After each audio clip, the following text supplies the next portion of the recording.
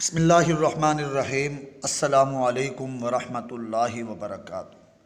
کہتے ہیں کہ ایک بادشاہ نے ایک عظیم الشان محل تعمیر کروایا جس میں ہزاروں آئینے لگائے گئے تھے۔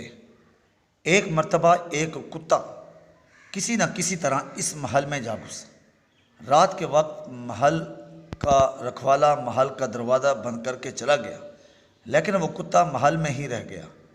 کتے نے جب چاروں جانب نگاہ دوڑائی تو اسے چاروں طرف ہزاروں کی تعداد میں کتے نظر آئے۔ اسے ہر آئینے میں ایک کتا دکھائی دے رہا تھا۔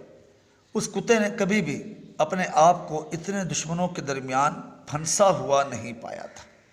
اگر ایک آدھ کتا ہوتا تو شاید وہ اسے لڑ کر جیت جاتا، لیکن اب کی بار اسے اپنی موت یقینی نظر آ رہی تھی۔ کتا جس طرف بھی آنکھ اٹھاتا اسے کتے ہی کتے نظر آتے، اوپر اور نیچے چاروں طرف کتے ہی کتے تھے۔ کتے نے بھونک کر ان کتوں کو ڈرانا چاہا۔ دھیان رہے، آپ جب بھی کسی کو ڈرانا چاہتے ہیں آپ خود ڈرے ہوئے ہوتے ہیں، ورنہ کسی کو ڈرانے کی ضرورت ہی کیا ہے۔ جب کتے نے بھونک کر ان کتوں کو ڈرانے کی کوشش کی تو وہ لاکھوں کتے بھی بھونکنے لگے۔ اس کی نس نس کانپ اٹھی اور اسے محسوس ہوا کہ اسے کے بچنے کا کوئی راستہ نہیں، کیونکہ وہ چاروں طرف سے گھر چکا تھا۔ آپ اس کتے کا درد نہیں سمجھ سکتے۔ جب صبح چوکیدار نے دروازہ کھولا تو محل میں کتے کی لاش پڑی تھی۔ اس محل میں کوئی بھی موجود نہ تھا جو اسے مارتا۔ محل خالی تھا، لیکن کتے کے پورے جسم میں زخموں کے نشانات تھے۔ وہ خون میں لت پت تھا۔ اس کتے کے ساتھ کیا ہوا؟ خوف کے عالم میں وہ کتا بھونکا، جھپٹا، دیواروں سے ٹکرایا اور مر گیا۔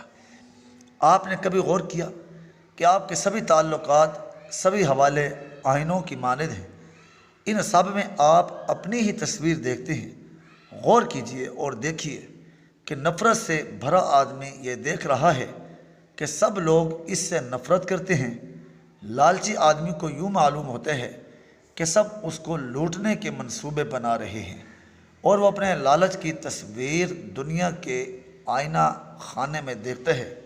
شہوانیت کا مریض سوچتا ہے کہ ساری دنیا اسے جسم پرستی کی دعوت دے رہی ہے۔